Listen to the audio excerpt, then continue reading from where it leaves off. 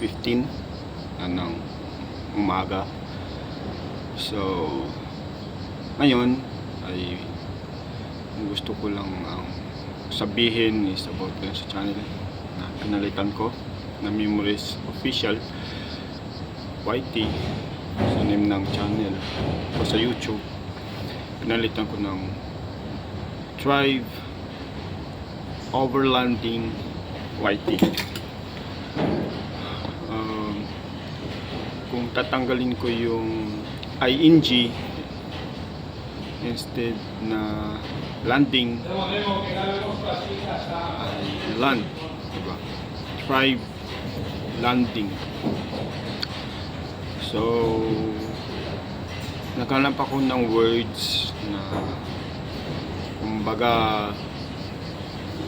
just two words sa tatlong ibig sabihin.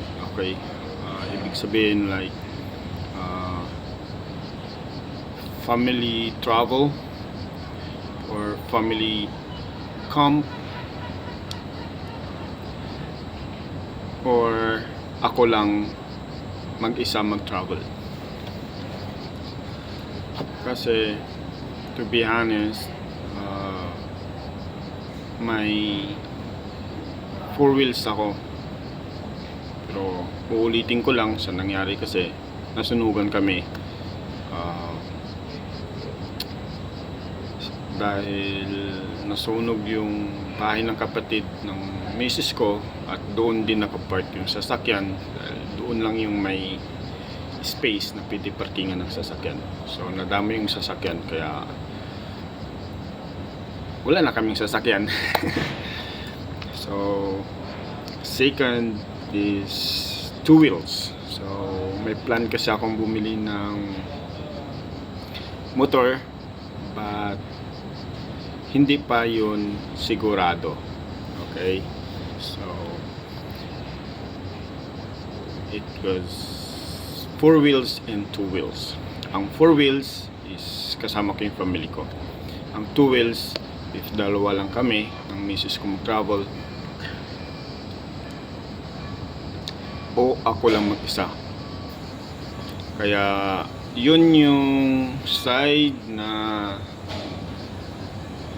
kaya ko pinalitan ko ng Thrive Overlanding. Okay, Thrive was referring doon sa name na family members or both side namin syempre. Kasi kung pupunta kami ng Antique, kasama ko yung miss ko at yung stepson ko, yung anak niya. So kasama ko rin yung part ko mag-travel surrounding Panay Island. Okay,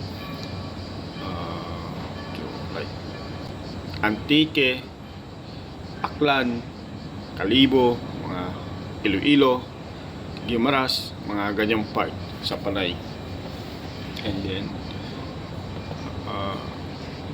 kung isasama ko naman yung side ko, yung parents ko, pauwi ng Mindanao, so ito travel ko rin sila surrounding ng Mindanao like Davao de Oro, del Sur,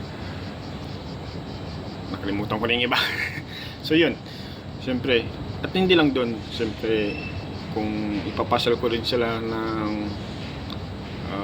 Bukidnon, yan, Surigao, Samal, yung part na yan sa Mindanao kung saan na pwede mapuntahan na may tourist part. So Thrive Overland overlanding is like overland, so traveling by land lang kami. So yun ang ibig sabihin ng overlanding na nakuha ko na in short, in one word, and like two meaning, no? 2 words siya. Pwede namin magawa. So kung magta-travel naman ako mag-isa gamit ang motor, I think surrounding Mindanao lang din ako. Pwede balikan, no?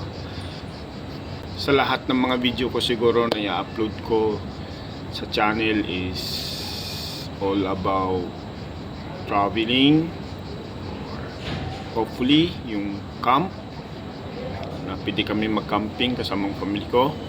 Hindi ko pa naman yun nagawa kahit ako mag-isa, or family ko, side ko, parents, ganoon.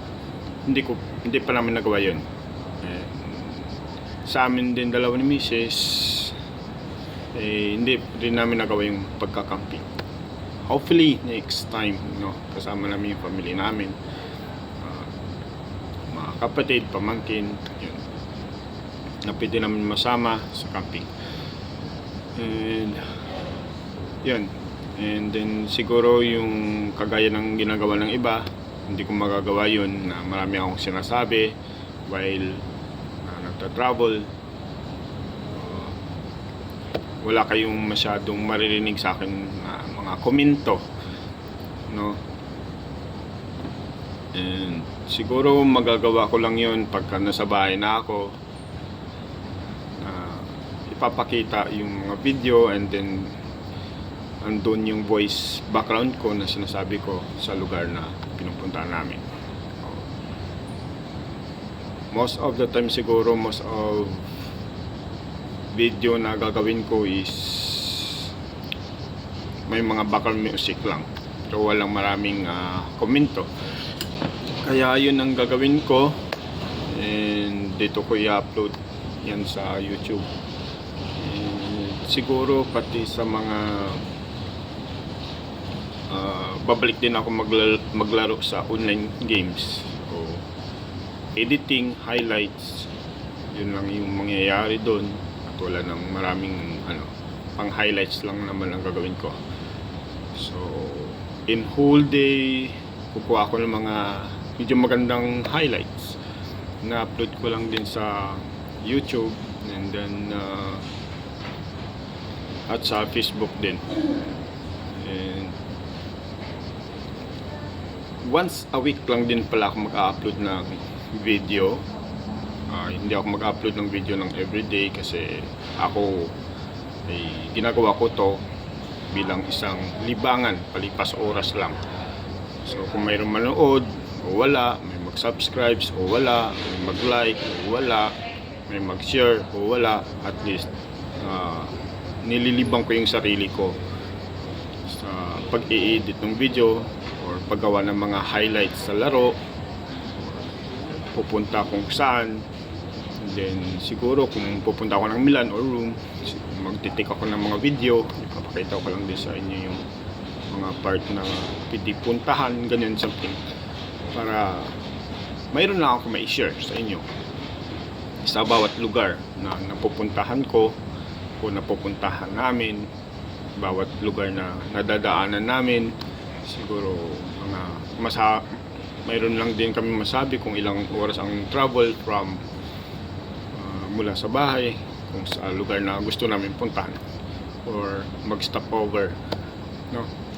Yun lang naman. And then yun, thank you, God bless sa lahat, ingat po tayo.